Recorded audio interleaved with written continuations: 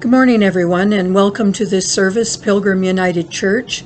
My name is Reverend Lynn Elliott, and I'm so pleased to be with you today and serving and worshiping and ministering with you until the end of June 2021. It is unfortunate that we are not able during this time of the pandemic to meet in person, but I do look forward to that time. In the meantime, this is Advent too. We're in the season of Advent where we wait. We wait for so many things.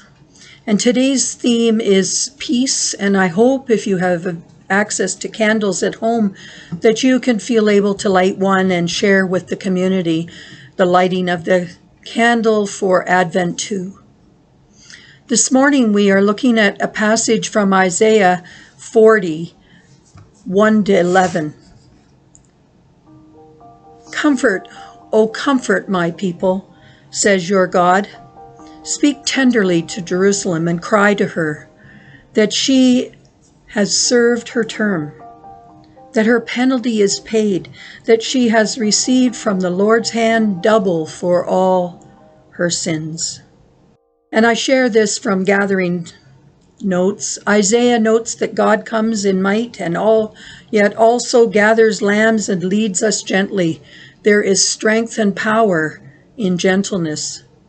God's compassion and comfort are not just for Jews and Christians, but for all. In face of a divided society of indecision and indifference, all shall come see this homecoming together, united in this vision for the good news. Well, our life begins and ends with comfort, or so it should. We comfort babies and comfort the dying. Throughout life, we are faced with times of pain and change, choices and loss, love and indifference. And we are needing comfort so often. Well, I found that friends are good comforters. They are ready and waiting to comfort us in our need if the need arises. And it's amazing over a cup of coffee how our friends can have the ability to comfort us, even over the simplest things or those complicated distresses that we have. And our partners are good comforters. Husbands and wives, those sharing their lives in intimate ways, are good at comforting when others aren't able. They are the ones who know our inner thoughts that we share with because we are so intimate and connected. And we know during times of tragedies, we often need comfort ourselves, or we are looking for ways to comfort the people who lived through tsunamis and earthquakes and hurricanes and floods and devastating fires. There is much loss. And in each case, we are drawn to comfort others, and we seek comfort for ourselves. During this time of 2020, my goodness, the loss of jobs and education and health, the despair that we feel with the not knowing, it's overwhelming at times. And I know that we are tired and we are afraid. The book of Isaiah is one of the most comforting books in the Old Testament. According to many scholars, 2nd Isaiah is the greatest poet, theologian, and tender human being of all the writers in the Old Testament. And I agree. So I thought about, how do these words apply to you and to me today? How do these words of the prophet Isaiah, comfort my people, touch your life and mine?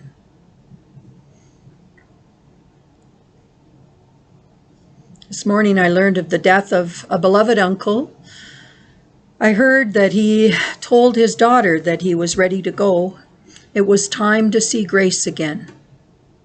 Now my Aunt Grace, she died many years ago, but that was his comment to his daughter. Grace is one of the greatest gifts, one of those greatest offerings we have when we are needing comfort. I mean, think about it. Sometimes when we mess up and we're in pain, We just need someone to just offer a little grace and remind us that it's okay. Well, this is the thread I found throughout the Isaiah passage. Grace was as comfort. God is offering grace to the people who have been suffering. And if we are open to the comfort and love of God, we too will know grace.